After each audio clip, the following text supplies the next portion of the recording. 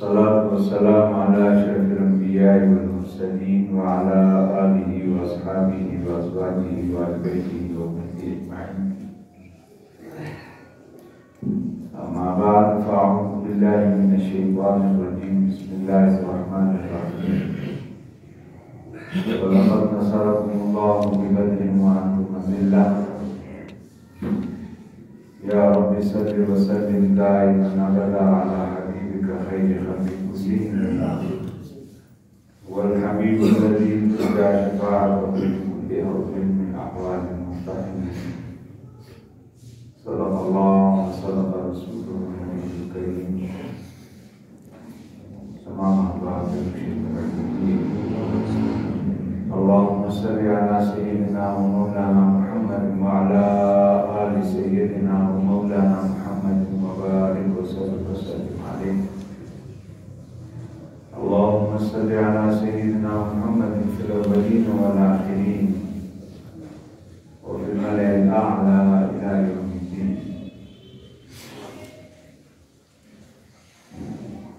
برادران اسلام،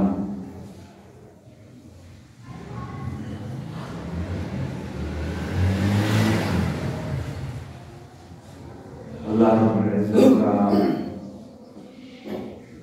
کرم و احسان ہے کہ اس رب کریم نے ہمیں زندگی میں رمضان کا یہ برکتوں اور رحمتوں والا مہینہ نصیب کیا ہوا ہے، اور آج 1444 کے رمضان کا تیسرا جمعہ ہے، اور تاریخ کے اعتبار سے آج 16 تاریخ ہے، 16واں روزہ ہے۔ رمضان المبارک میں دیگر موضوعات کے علاوہ ایک اہم واقعہ جو ہمیں سیرت النبی صلی اللہ علیہ وسلم میں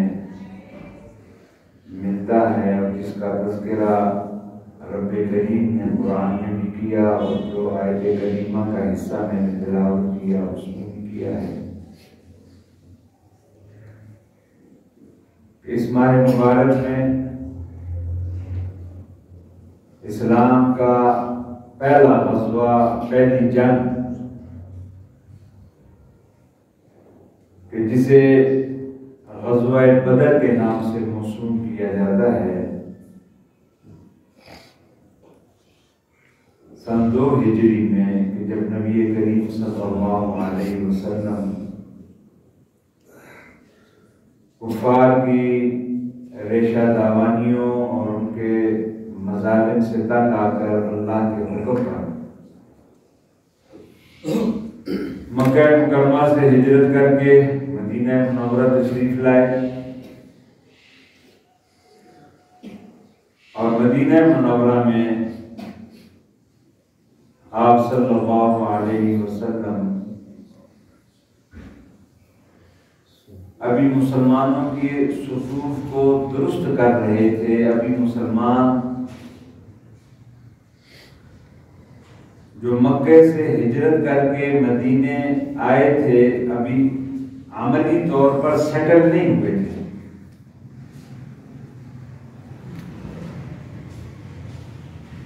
اور اس ہجرت کے آثار معاشی اور معاشرتی دونوں اعتبار سے ابھی ان کی زندگیوں میں نمایاں تھے۔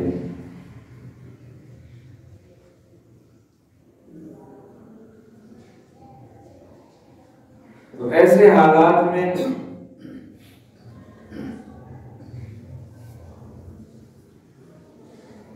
غزوہ بدر کا ہونا یقیناً ایک بہت بڑی آزمائش اور امتحان تھا۔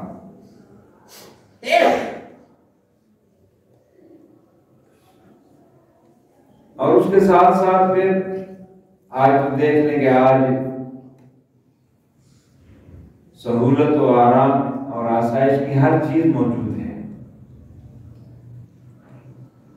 سفر ہے تو سفر کے جدید ذرائع اور جدید وسائل اس وقت موجود ہیں، تیز ترین سفر کے ذرائع موجود ہیں، آرام دہ سے آرام دہ سفر کے ذرائع موجود ہیں۔ مال و اسباب کے اعتبار سے دیکھ لیں تو آج غریب سے غریب مسلمان وہ اس دور حضرات صحابہ کرام رضوان اللہ تعالی علیہم اجمعین کا جو دور مبارک تھا، معاشی اعتبار سے آج غریب سے غریب مسلمان وہ اس دور کے مسلمان سے مضبوط تھا، وسائل کے اعتبار سے، معیشت کے اعتبار سے۔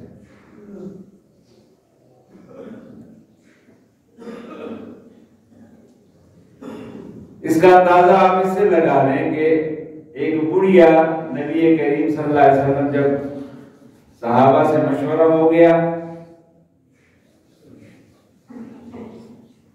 جب رسول اللہ صلی اللہ علیہ وسلم کو اطلاع مل گئی کہ کفار مکہ، مشرکین مکہ جنگ کی غرض سے مدینے کی طرف آ رہے ہیں، تو آپ صلی اللہ علیہ وسلم نے حضرات صحابہ کرام کو جمع فرمایا اور ان کے سامنے صورتحال رکھی کہ یہ صورتحال ہے، کفار آ رہے ہیں۔ حالانکہ اس غزوہ بدر کا جو پس منظر ہے وہ یہ نہیں تھا، پس منظر تو یہ تھا کہ ابو سفیان کی قیادت میں تجارتی قافلہ ایک آ رہا تھا اور ابو سفیان کو یہ اطلاع مل گئی کہ مسلمان شاید اس قافلے کا راستہ روکنے کے لیے آ رہے ہیں۔ ابو سفیان نے فوراً ایک قاصد بھیجا، اور اس وقت عرب کا یہ دستور تھا کہ جب اس طرح کوئی غم کی خبر لے کے کوئی جاتا تھا تو وہ اپنے جانور کے کان کاٹ دیتا تھا، ان سے خون نکالتا تھا۔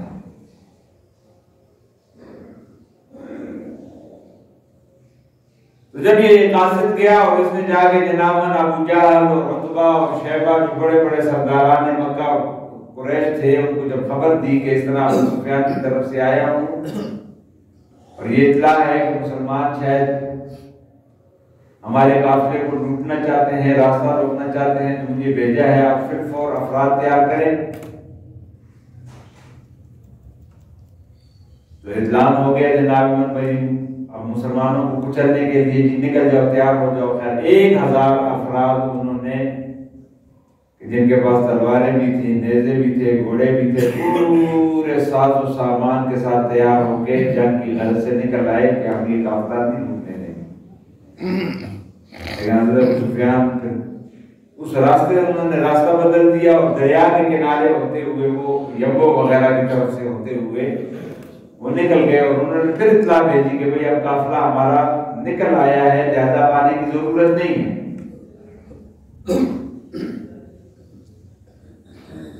لیکن ابو جہل، عتبہ، شیبہ، ولید، یہ بڑے بڑے جو سردار تھے، انہوں نے کہا نہیں اب تو ہم نکلے، اب تو ہم چھوڑیں گے نہیں، ہمیں موقع مل گیا، اب تو ہم ان کا نام صفحہ ہستی سے مٹا کے اب ہم نے واپس ہونا ہے، اب اس طرح نہیں واپس ہونا، اب ہم گھروں سے نکل رہے ہیں۔ تو یہ پس منظر تھا بدر کا۔ تو جب رسول اللہ صلی اللہ علیہ وسلم کو یہ پتہ چلا کہ آپ کو قافلہ آ رہا ہے، تو آپ نے حضرات صحابہ کرام کو جمع کیا، ان کے سامنے صورتحال رکھی، مشورہ مانگا کہ بھئی بتاؤ کیا کرنا ہے۔ سب سے پہلے سیدنا صدیق اکبر رضی اللہ تعالیٰ عنہ کھڑے ہوئے، یا رسول اللہ ہم حاضر ہیں، ہماری جان مال ہر چیز آپ کی کیا ہے۔ سیدنا عمر کھڑے ہو گئے، سیدنا علی کھڑے ہو گئے۔ تو آپ صلی اللہ علیہ وسلم کی خواہش تھی کہ حضرات انصار میں سے، کیونکہ رسول اللہ صلی اللہ علیہ وسلم نے جو معاہدہ کیا تھا، وہ معاہدہ یہ تھا کہ اگر دشمن جو ہے وہ مدینے پہ حملہ آور ہوگا تو ہم سب مل کے اس کا جواب دیں گے، کیونکہ مدینے میں تو حملہ نہیں ہو رہا۔ اس لیے آپ صلی اللہ علیہ وسلم کی خواہش تھی کہ حضرات انصار جو ہیں وہ اس بارے میں اپنی رائے دیں۔ سب سے پہلے حضرت مقداد بن اسود کھڑے ہوئے اور انہوں نے وہ تاریخی گفتگو کی کہ جو سونے کے حروف سے لکھ دیا یا رسول اللہ صلی اللہ علیہ وسلم ہم تو قوم موسیٰ نہیں ہیں، لسنا قوم موسیٰ وَنَقُولُ لَكُمْ أَنْ فَاذْهَبْ أَنْتَ وَرَبُّكَ فَقَاتِلَا إِنَّهَا هُنَا قَاعِدُونَ لا یا رسول اللہ ہم تو قوم موسیٰ نہیں ہیں کہ ہم آپ کو کہیں گے جائیں آپ اور آپ کا اللہ لڑے، آپ تو یہاں بیٹھے ہوئے ہیں. کہا نہیں، ہم تو آپ کے دائیں طرف سے، آپ کی بائیں طرف سے، آپ کے آگے سے، آپ کے پیچھے سے، حتیٰ کہ اگر آپ ہمیں کہیں کہ سمندر میں کود جاؤ، ہم تو سمندروں میں کودنے کے لیے بھی تیار ہیں. اس کے بعد پھر حضرت زید کھڑے ہوئے. حضرت زید نے پھر ایسی خطاب فرمایا کہ یا رسول اللہ صلی اللہ علیہ وسلم ہم آپ پہ ایمان لائے ہیں، ہم نے آپ کی رسالت کی تصدیق کی ہے. آپ اگر ہمیں کہیں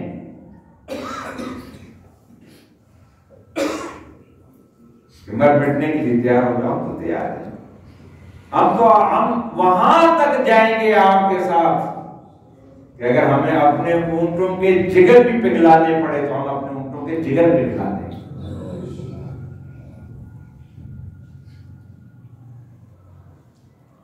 جب نبی کریم صلی اللہ علیہ وسلم نے حضرات انصار کی یہ جذبات سنے تو حدیث مبارکہ کے الفاظ ہیں بخاری کے، مسلم کے، ترمذی کے کہ آپ کا چہرہ پر تو ویسی چمکتا دمکتا چہرہ پر، لیکن جب آپ نے انصار کے یہ جذبات دیکھے اور یہ الفاظ سنے تو اشرقت الوجہ کہ آپ صلی اللہ علیہ وسلم کا چہرہ پر مزید چمک اٹھا.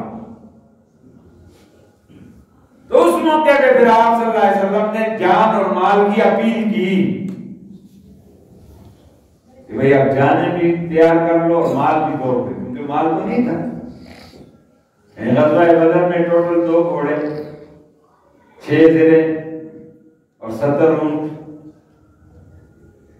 اور نفوس کی تعداد 313، بلکہ بعض محققین نے لکھا ہے کہ 313 بھی نہیں تھے بلکہ 306 تھے. حضرت عثمان غنی رضی اللہ تعالیٰ عنہ کو بھی رسول اللہ نے مجاہدین بدر میں شمار کیا، حالانکہ سیدنا عثمان غنی رضی اللہ تعالیٰ عنہ کو خود آپ صلی اللہ علیہ وسلم نے، چونکہ رسول اللہ کی تخت جگر بیمار تھی، رسول اللہ نے فرمایا عثمان تو میری بیٹی کی تیمارداری کر، اللہ یہی مدینے میں تجھے بدر کا ثواب دے. اسی طرح کچھ اور صحابہ کرام بھی تھے جن کے آزاد تھے. باقی 313 فکر کیوں کہ جن کو آپ صلی اللہ علیہ وسلم نے مجاہدین غزوہ بدر میں شمار کیا، 313.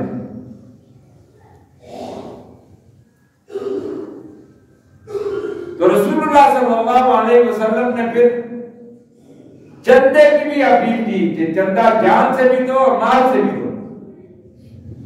یہ جو مولوی چندہ مانگتے ہیں نا، ہم جو چندہ مانگتے ہیں تو ہم دین کے لیے، رسول اللہ صلی اللہ علیہ وسلم کے سنت کے مطابق دین کے لیے آپ صلی اللہ علیہ وسلم نے چندہ مانگے. ذات کے لیے مانگنا وہ عیب ہے اور دین کے لیے مانگنا یہ سنت ہے، یہ عبادت ہے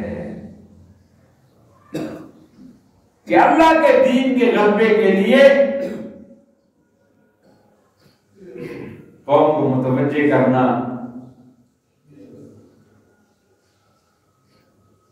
یہ رسول اللہ صلی اللہ علیہ وسلم کی سنت ہے.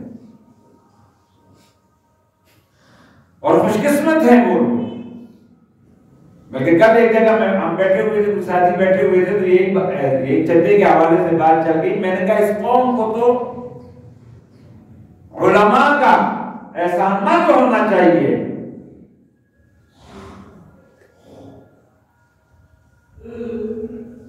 کہ علماء جو مساجد مدارس کے لیے زکوٰۃ و صدقات اور عطیات کی جو اپیل کرتے ہیں کہ مسلمانوں کے ایک فرض کی ادائیگی کا وہ ذریعہ بنتے ہیں کہ ایک فرض کے جو صاحب نصاب مسلمان ہیں جن پہ زکوٰۃ فرض ہے،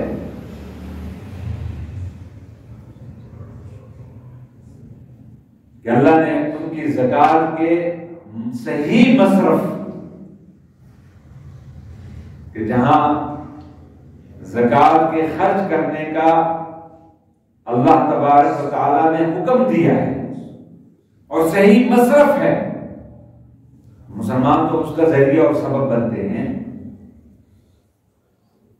مگر اگر یہ مدارس اور یہ جناب من جو دینی کام کرنے والی تنظیمات ہیں یہ نہ ہوں تو آج اس وقت آپ دیکھ لیں کہ جناب من لا علمی کی وجہ سے، کم علمی کی وجہ سے اور اپنی سہولت کی وجہ کہ آج ہم جناب ہر ایک کی خواہش ہے کہ مجھے بغیر محنت کیے ہوئے، بغیر تکلیف کیے ہوئے، حالانکہ زکوٰۃ کے مصرف کا حکم یہ ہے کہ تلاش کر کے دو، تلاش کر کے اس کو تلاش کرو، اس کی تحقیق کرو۔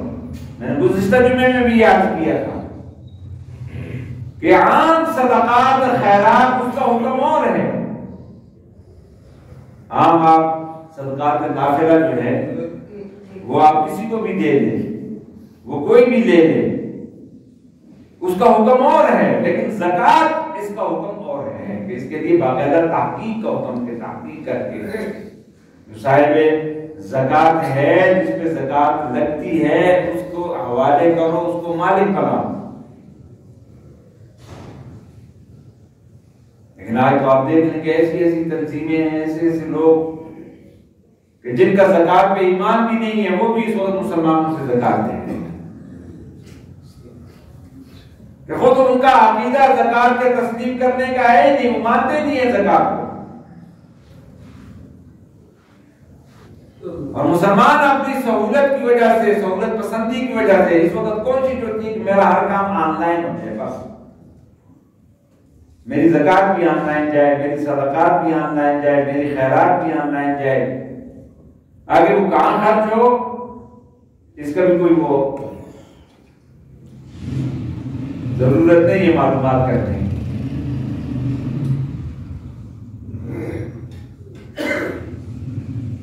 تو آج یہ کر رہا تھا کہ چندہ مانگنا دین کے لیے، دین کی اشاعت کے لیے، دین کی ترویج کے لیے، دین کی تبلیغ کے لیے، امت کے غرباء کی کفالت کے لیے، یتیماں کی کفالت کے لیے، بیوگان کی کفالت کے لیے، یہ نبی کا طریقہ ہے، یہ نبی کی سنت ہے، اس میں کوئی عیب نہیں۔ ہاں میں اگر اپنی ذات کے لیے مانگوں یا کوئی اپنی ذات کے لیے مانگے تو وہ عیب کی بات ہے، وہ عیب ہے۔ بات کر رہا تھا کہ اس قسمہ پرسی کی کیفیت میں ذرا آپ تصور کریں کہ جب رسول اللہ صلی اللہ علیہ وسلم نے اپیل کی تو ایک بڑھیا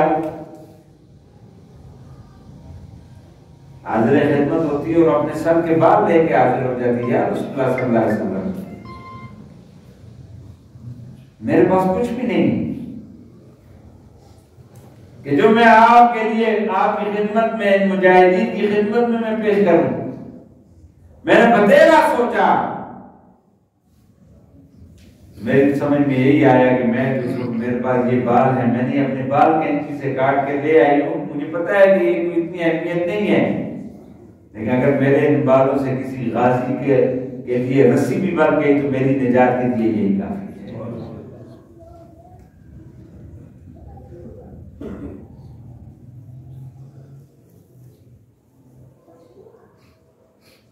تو اس کیفیت کے اندر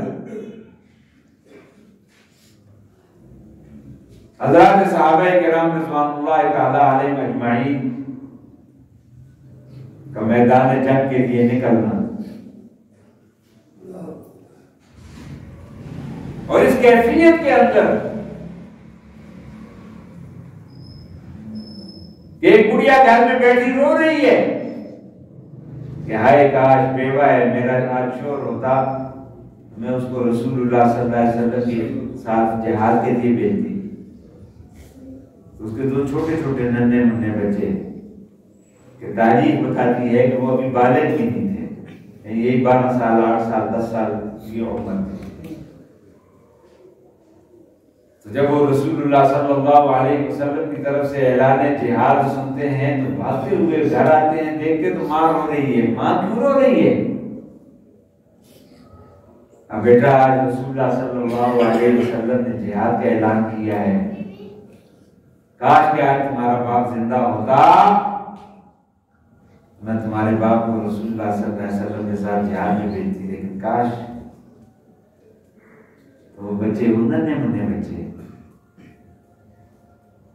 کہتے ہیں ماں تو رو کیوں رہی ہے، ہم جو موجود ہیں ہمیں اجازت دے، ہم رسول اللہ صلی اللہ علیہ وسلم کے ساتھ جہاد میں جائیں گے۔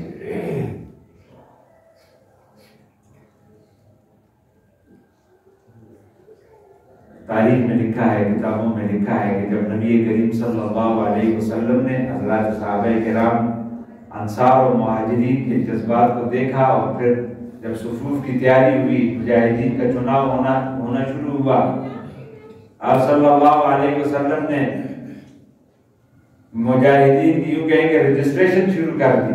ہاں بھائی کون کون جائے گا، اس لیے کہ مریض ان کو نکال دیا، خونوں کو نکال دیا کہ بھائی آپ یہیں رہو۔ تو وہی چھوٹے چھوٹے دو ننھے منھے بچے معوذ اور معاذ، جن کو حدیث مبارکہ میں، سیرت کی کتابوں میں، تاریخ کی کتابوں میں جن کے نام ہیں،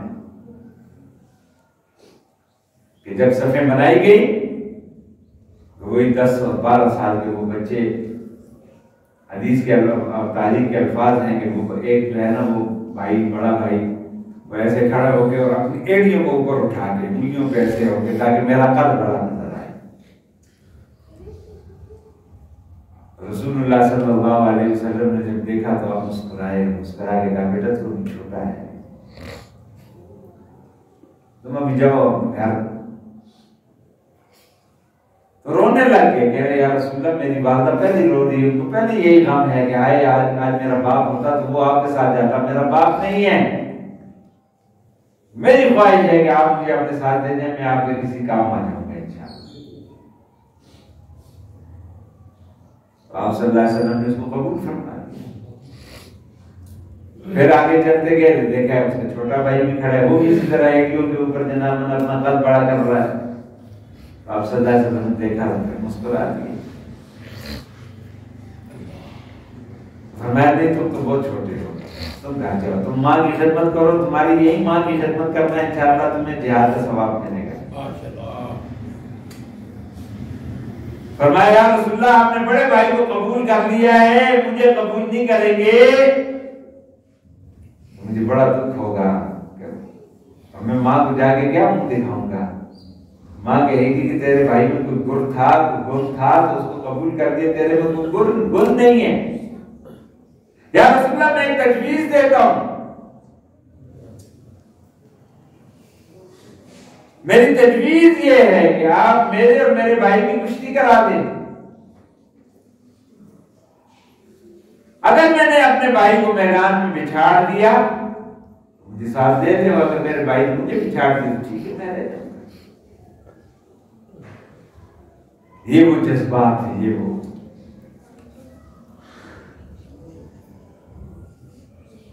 جب آپ صلی اللہ علیہ وسلم نے یہ تجویز سنی تو مسکرا دی اور کہا چلو ٹھیک ہے۔ جب دونوں بھائی میدان میں اترے اور جب بھی ڈالی تو چھوٹے نے بڑے کے کان میں ڈال دے، تو قبول ہو گیا ہے۔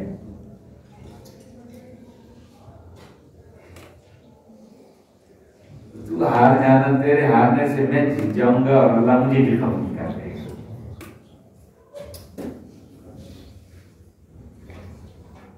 تو علامہ اقبال نے جو کہا ہے نا کہ فضائے بدر پیدا کر، کہ وہ بدر کا وہ فضا، وہ جذبات کے جو اس وقت حضرات صحابہ کرام رضوان اللہ تعالی علیہم اجمعین، یہ چھوٹے چھوٹے ننھے بچے، مقابلہ کس کے لیے؟ مال کے لیے نہیں ہو رہا، دولت کے لیے نہیں ہو رہا، جان کے لیے نہیں ہو رہا، بلکہ اللہ کے راستے میں قربان ہونے کے لیے ہو رہا ہے۔ اور آج ہمارا کیا حال ہے اے مسلمان؟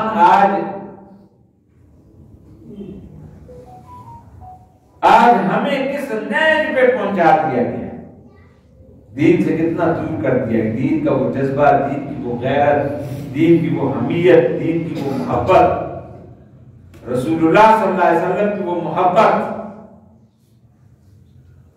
آج ذرا ہم اپنے آپ کو ٹھٹولیں،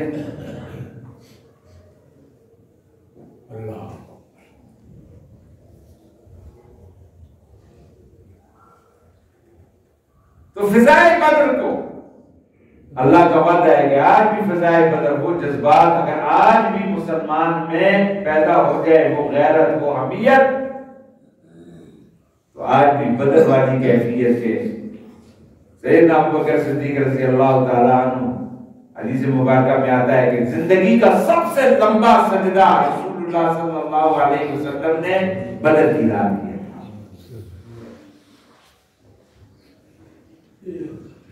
زندگی کا سب سے لمبا سجدہ، کہ جب مقام بدر پہ پہنچے، جو خوش قسمت حضرات گئے ہیں جنہوں نے بدر کی زیارت کی ہے، تو جہاں آپ صلی اللہ علیہ وسلم کے لیے خیمہ نصب کیا گیا تھا جسے عریش کہا جاتا ہے، وہاں آج مسجد عریش، اس مقام پہ مسجد اب بنی ہوئی ہے۔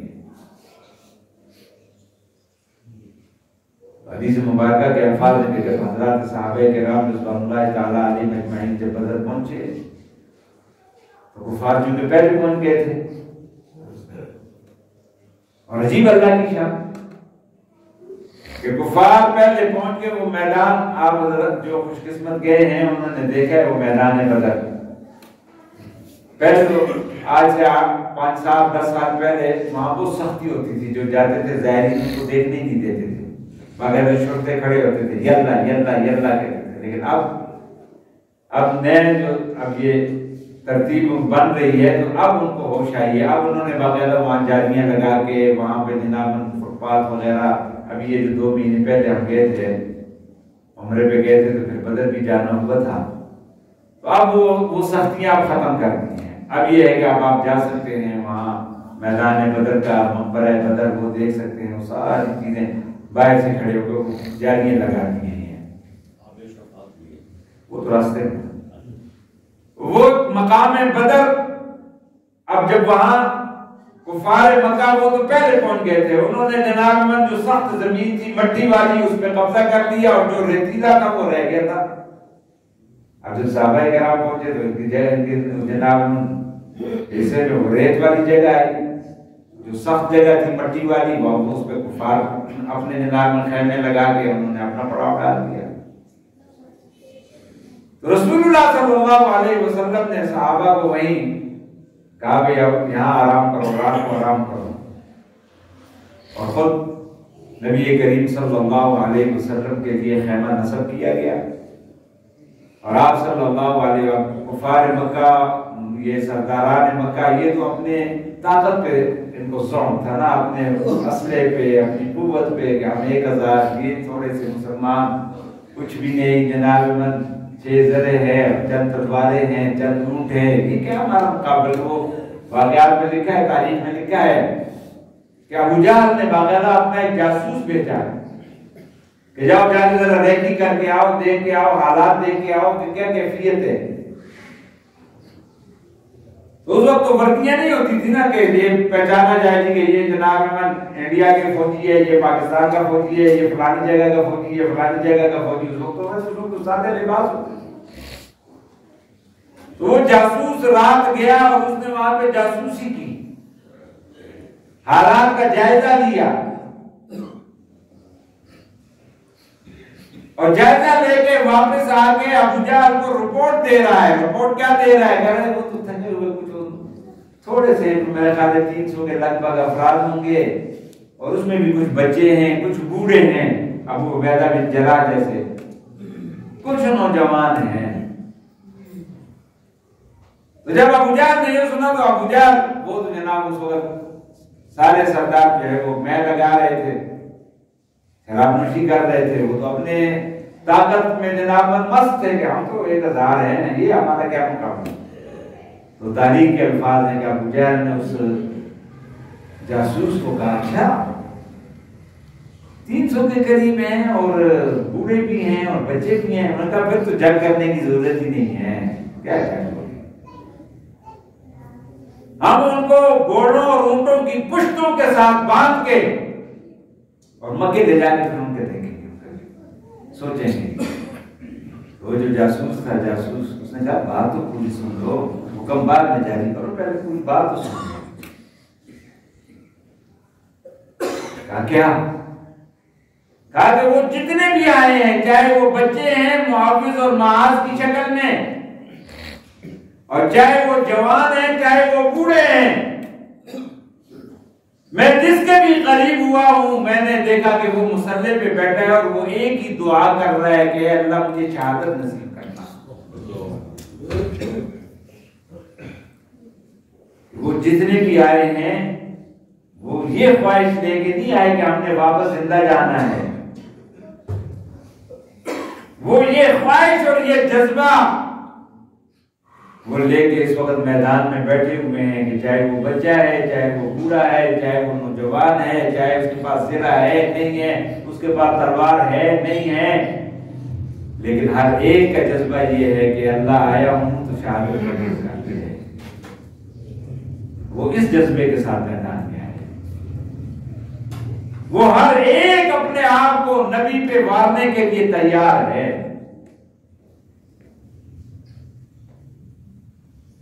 اور ادھر دوسری طرف رسول اللہ صلی اللہ علیہ وسلم کہ جب خیمے میں تشریف لائے، اپنے عریش پہ تشریف لائے، چبوترے پہ، کہا بھی یہاں میرے ساتھ کون؟ سیدنا ابوبکر صدیق نے کہا یا رسول اللہ میں موجود ہوں آپ کی چوکیداری کے لیے۔ حضرت مقداد نے کہا یا رسول اللہ میں موجود ہوں۔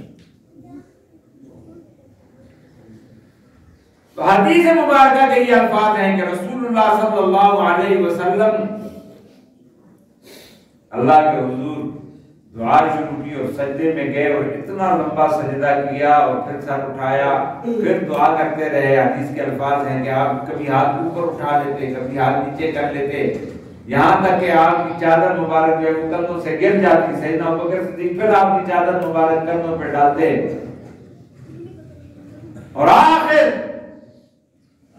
سیدنا ابوبکر صدیق رضی اللہ تعالیٰ عنہ نے، روایت میں آتا ہے کہ پہلے اعلان کیا کہ یا رسول اللہ 1000 فرشتے آ گئے اللہ کی طرف سے، پھر فرمایا یا رسول اللہ 3000 آ گئے، پھر فرمایا یا رسول اللہ 5000 آ گئے۔ علامہ اس نے عجیب بات لکھی ہے، انہوں نے فرمایا کہ رسول اللہ صلی اللہ علیہ وسلم نے فرمایا کہ اللہ فرشتے تو آ گئے لیکن تیرا تو وعدہ تھا کہ میں بھی آؤں گا۔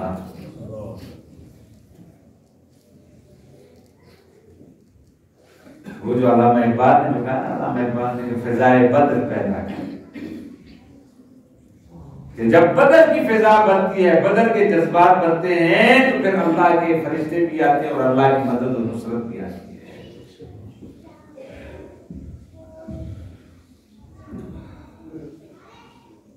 ذرا تصور کریں، تصور وہ عرب کی گرمی اور وہ بے سر و سامانی کی کیفیت کہ ایک ایک کھجور کھا کے، دو دو کھجور کھا کے، پورے دن بھر روزہ رکھنا، میدان جہاد میں رہنا، گھوڑوں کی پشتوں پہ رہنا اور رات کو اللہ کے سامنے مصلی پہ کھڑا ہونا۔ اور آج ہم اپنی حالت کو دیکھیں کہ ذرا سی بھی تکلیف ہوتی ہے، زکام بھی ہو جاتا ہے، میں بیمار ہو گیا، روزہ چھاٹ دی ہوتی ہے، اور جی مجھے یہ تکلیف ہے جی چھاٹ دی ہوتی ہے، میں سفر پہ جا رہا ہوں، اب اے سی کی گاڑی میں جناب من اے سی لگے ہوئے ہیں، جناب ہاتھ دنیا کے آرام آسائے، اور جی سفر، اس دور کے اسفار کو بھی دیکھیں، جب وہ جذبہ اور وہ عزم اور وہ قوت اور وہ ارادہ، پھر اللہ کی مدد اور اللہ کی نصرت بھی آتی ہے۔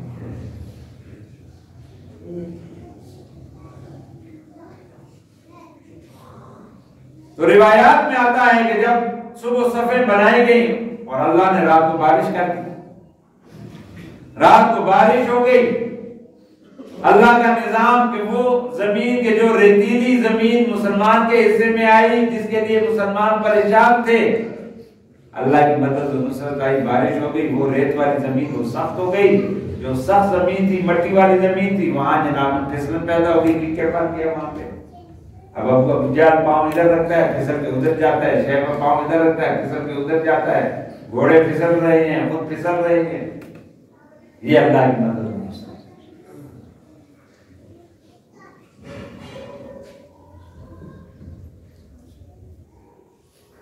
تو جب صف بندی ہوئی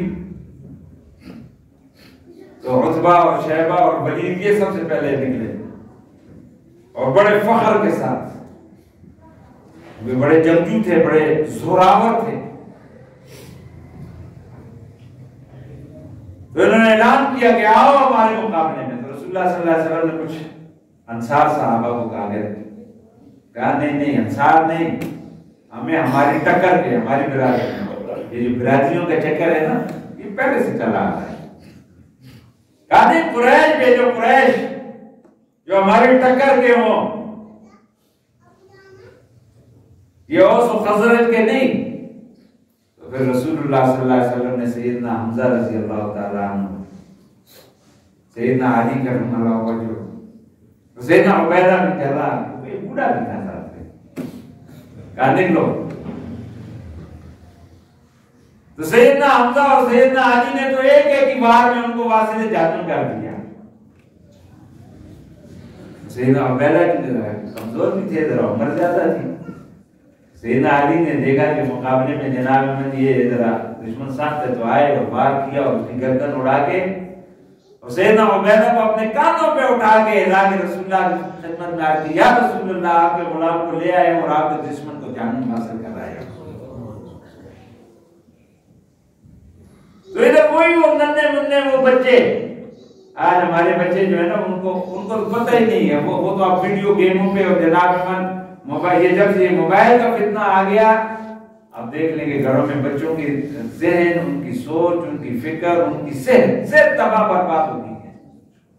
ہر بچہ اس وقت اعصابی کمزوری کا، وہ 10 سال، یہ 5 سال 6 سال، وہ تو چھوڑے اس وقت وہ جو پیدائشی بچے ہیں، پیدائشی 1.5 سال اور 2 سال کی عمروں والے وہ بھی موبائل لے کے جناب انہوں، اور یہ ہماری مائیں اپنی جان چھڑانے کے لیے وہ بچوں کو موبائل پکڑا دیتی ہیں کہ یہ اپنا مصروف رہے اور میں اپنی مصروف رہوں. تو وہ ننھے منھے بچے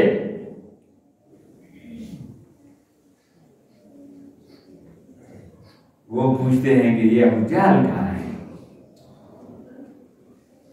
حضرت مقدار بتاتے ہیں کہ وہ جو گھوڑے پہ وہ جو ہدایات دے رہے ہیں نا کہ بھائی آگے ہو جاؤ، پیچھے ہو جاؤ، ادھر سے آ جاؤ، ادھر سے گھیرا کر لو، یہ وہ ابو جہل ہے. اچھا تم کیا کرو گا؟ دیکھو ذرا تماشا دیکھو. تاریخ میں آتا ہے ایسے بجلی کی طرح جناب من وہ بھائی گئے اور رجال پہ جناب حملہ کیا. جیسے حملہ کیا گھوڑے سے نیچے گرا دیا.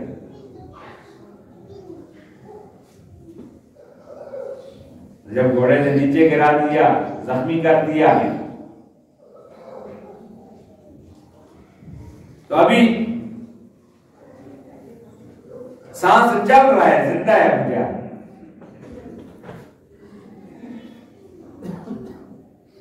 حضرت عبداللہ ابن مسعود غالباً آتے ہیں، وہ جو یہ جو چتراہٹ کی جو ہوتا ہے نا، ناک اونچی ہے، جب وہ گلا کاٹنے لگتے ہیں تو کہتے ہیں کہ دیکھ ذرا گلا نیچے سے کاٹنا. کیوں؟ قوم کا سردار ہوں، بڑا ہوں میں، جب کل گردنیں پڑی ہوں تو سردار کی گردن ذرا لمبی ہونی چاہیے. واصل جہنم ہو رہا ہے،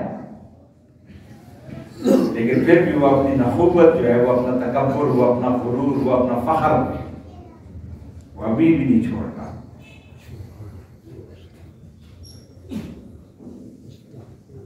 اس لیے میرے عزیزوں، میرے نوجوانوں،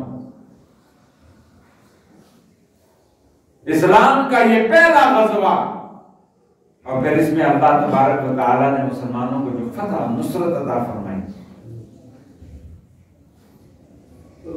تقریباً 70 کے قریب یہ بڑے بڑے جناب من چودھری اور یہ جناب من بڑے بڑے ان کے نواب، ان کے سردار وہ واصل جہنم ہوئے. تقریباً 70 کے قریب جو وہ گرفتار ہوئے، اور جو ہزیمت اللہ نے ان کے مقدر میں لکھی اور جو رعب اللہ نے پھر مسلمان کا، نبی علیہ الصلوۃ والسلام کا ان کے دلوں میں بٹھایا.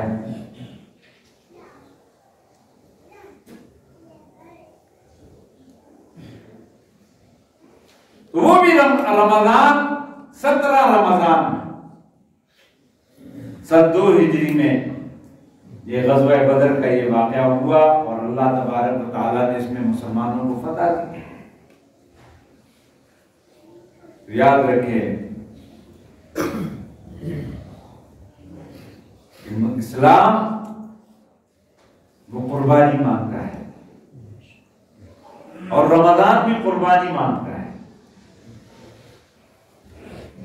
رمضان کا فلسفہ بھی قربانی کا فلسفہ ہے کہ اپنے جذبات کی قربانی، اپنے خواہشات کی قربانی۔ جائز خواہشات بھی ہیں، ناجائز کو تو چھوڑے نا، وہ تو ہے ہی منع، کہ جائز خواہشات اس کو بھی قربان کر دو اللہ کی رضا کے لیے، جائز معاملات اس کو بھی قربان کر دو اللہ کی رضا کے لیے۔ تو جس طرح حضرات صحابہ کرام رضوان اللہ تعالی علیہم اجمعین نے غزوہ بدر کے موقع پر اپنی جانوں کی قربانیاں جب پیش کر دی، اپنی مالوں کی قربانیاں جب پیش کر دی، اپنی اولادوں کی قربانیاں جب پیش کر دی،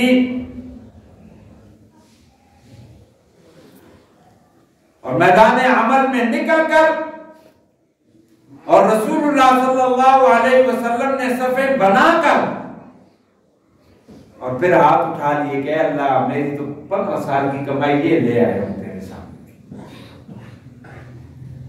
اور کیا عجیب الفاظ آپ صلی اللہ علیہ وسلم نے فرمائے کہ اے اللہ میری تو 15 سال کی کمائی، میری تو ساری محنت، میری ساری پونجی یہ لا کے میدان بدر میں تیرے سامنے کھڑی کر دی ہے، اور اگر آج ان کو شکست ہو گئی تو پھر تو قیامت تک تیرا نام لیوا ہی کوئی نہیں رہے گا۔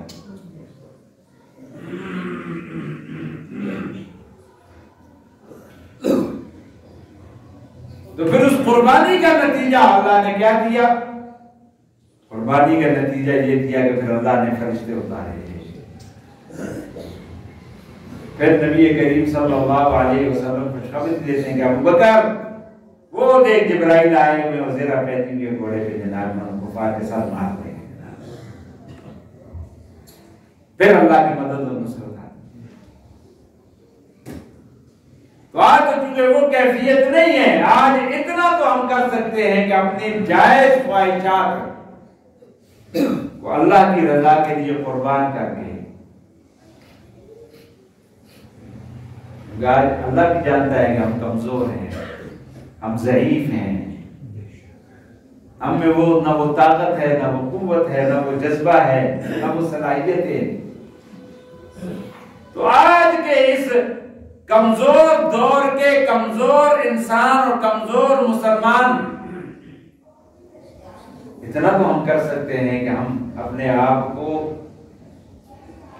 کم از کم گناہوں سے بچا کے اپنے رمضان کو گزار دیں، اپنی خواہشات کی قربانیاں دے دیں، اور اپنا مال جتنا اللہ نے دیا ہے اپنی استطاعت اور طاقت کے مطابق جو صاحب زکوٰۃ ہیں وہ زکوٰۃ ادا کر دیں، جو صاحب زکوٰۃ نہیں ہیں وہ اللہ سے دعا مانگیں کہ اللہ ان کو بھی مالدار کر دے، اللہ ان کے لیے بھی رزق کے دروازے کھول دے۔ اور اسی طرح یہ صدقات نافلہ، صدقہ فطر ہے، وہ تو ہر مسلمان پہ واجب ہے۔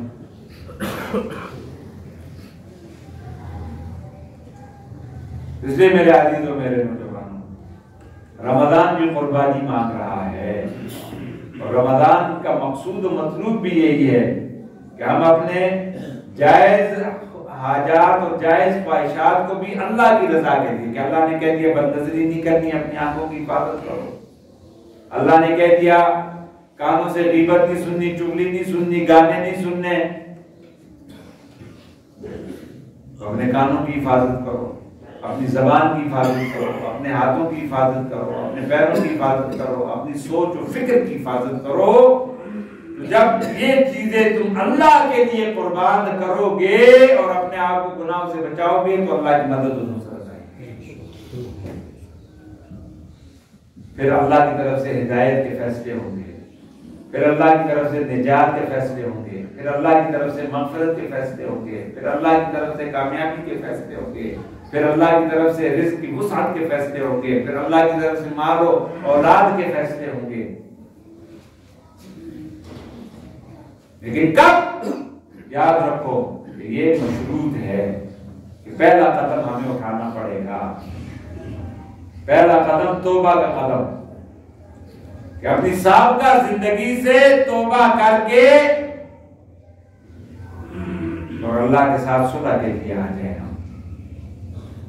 حضرت بالوت دانا رحمۃ اللہ علیہ کا وہ واقعہ مشہور ہے نا کہ ایک دن بازار میں بیٹھے ہوئے تو ہارون رشید اوپر سے اچانک آگے کہا، بالوت تو آج بازار میں کیا کر رہا ہے؟ تو جنگلوں میں رہنے والا ہے، ویرانوں میں رہنے والا، تو آج بازار میں کیا کر رہا ہے؟ حضرت بالوت نے کہا کہ آج میں آگے ہوں، ایک کام میں لگا ہوں. کہا کیا کام کر رہا ہے؟ کیا بندوں کی اور اللہ کی صلح کرا رہا ہوں. کیا ہوا پھر؟ کہا وہ تو مان رہے ہیں لیکن یہ نہیں مان رہے. تو آج جس کیفیت میں ہم ہیں نا، ہم تو آج اس کیفیت میں تو اللہ کہتا ہے کہ تم پہلا قدم اٹھا لو، ندامت کے 2 بول بول لو، تو زمین و آسمان جتنے گناہ بھی ہیں تو معاف کر دوں گا. تو آج وہ تو مان رہے ہیں لیکن آج ہم نہیں مان رہے. ہم اپنے مال پہ، اپنی اولاد پہ، اپنی جوانی پہ، اپنے حسب و نسب پہ اور اپنے جناب منکر و فر پہ ہم مست ہیں. تو کچھ عرصے کے بعد پھر ایک دن حضرت مولانا دانا قبرستان میں بیٹھے ہوئے تھے.